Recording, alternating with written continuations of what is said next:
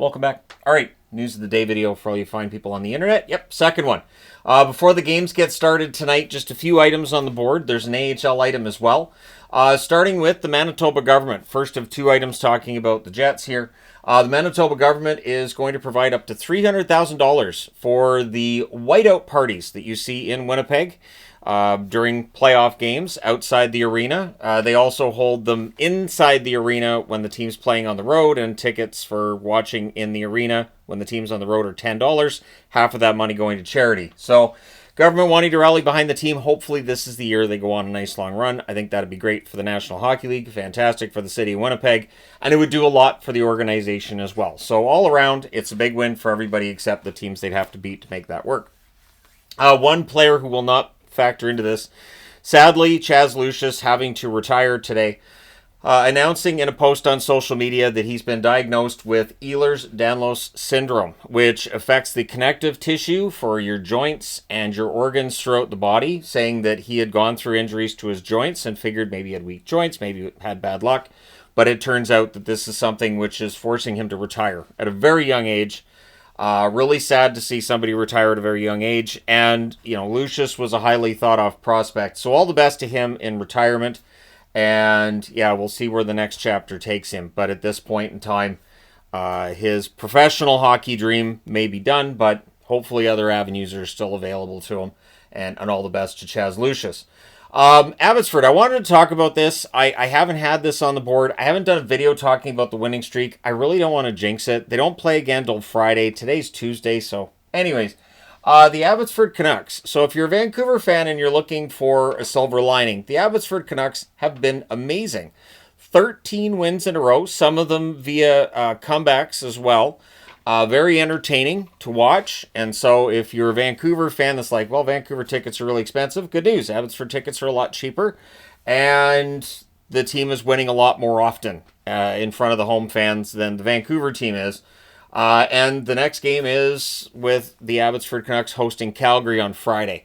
So they only trail Colorado for first in the Pacific by 3 points. It's right there. And so we'll see whether or not Abbotsford can keep this rolling. But I wanted to talk about it in a video because I haven't been due to, I'd rather not jinx it, but they don't play again for a few more days. So I figured throw it on the board now. And at the end of the winning streak, I may make a video on that, although there were winning streaks last year, which I didn't do videos on. I think it was Milwaukee went on a long winning streak last year, where I didn't end up doing a whole video on that either. But, yeah, we'll see. Klim Kostin, I wanted to talk about this. Klim Kostin has been scratched 8 of the last 9 games by the San Jose Sharks. I think a question that gets asked then is, so does this mean San Jose has more depth for Kostin to be a healthy scratch, or does this mean that Klim Kostin is done in San Jose? Does he get another chance somewhere else past the season? It's just one of those things that I see, and at this time of year, I do keep track of which players are being healthy scratched most often out of the lineups, because those are the ones that very often can tend to be UFAs later into the summer, the guys who end up on tryouts in September, and in some cases end up playing overseas the following season. So, yeah, just let me know your thoughts. Interesting note, Evgeny Kuznetsov has had his KHL contract terminated. Now, this is not a situation like Demidov's. Kuznetsov does not have his NHL rights owned by any NHL team. So if a team came in and signed him, let's just say the Capitals said, hey, let's wind it back and bring in Kuznetsov, he'd have to clear waivers.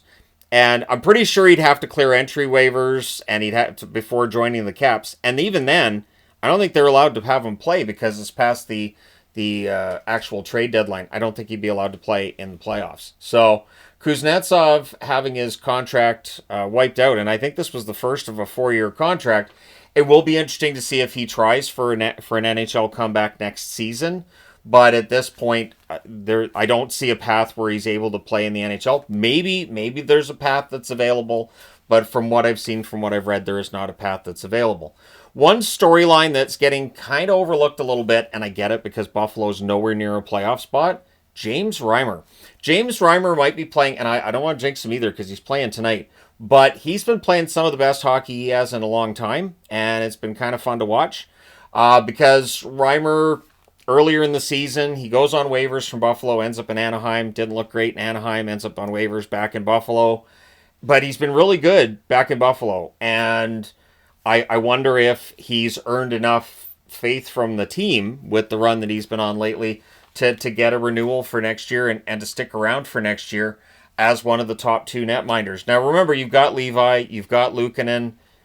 It's a bit of an issue with Buffalo about, when is Levi ready? You bring him up, and Levi and Luukkonen become the tandem. But Reimer's at least putting a little bit of a wrinkle in there. And I'd be interested to know from Buffalo fans, do you want to see Reimer stick around for next season?